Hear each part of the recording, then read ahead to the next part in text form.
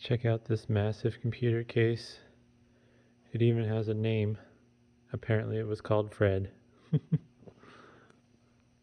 All sorts of drives and adapters and who knows what. Basically it was used for data recovery. The interesting thing is, it only holds one motherboard, but has two sets of power supplies. I may have to do a video opening this up and seeing what's inside.